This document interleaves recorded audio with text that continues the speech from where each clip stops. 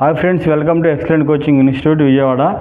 ఈరోజు మన వీడియోలో SSC GD constable staff selection commission నుంచి వచ్చేటువంటి రాబోయే నోటిఫికేషన్ ఏదైనా ఉందంటే అది ఎస్ఎస్సి జీడీ కానిస్టేబుల్ అని చెప్పాలి. అయితే ఎస్ఎస్సి జీడీ కానిస్టేబుల్ పోస్టులు ఎన్ని ఉండొచ్చు అంటే 50,000 వరకు ఉండొచ్చు అనేటువంటి ప్రాథమిక అంచనా. అయితే దీని క్వాలిఫికేషన్ వచ్చే వాటికి 10th pass, only 10th pass. అలాగే రైల్వే గ్రూప్ డి ఎగ్జామ్ లాగా 10th పాస్ అయితే చాలు.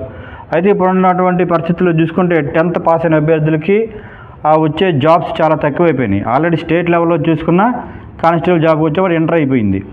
అయితే సెంట్రల్ లెవెల్లో కానిస్టేబుల్ జాబ్ ఎస్ఎస్సి జీడీ కానిస్టేబుల్కి మాత్రం క్వాలిఫికేషన్ మాత్రం 10th క్లాసే.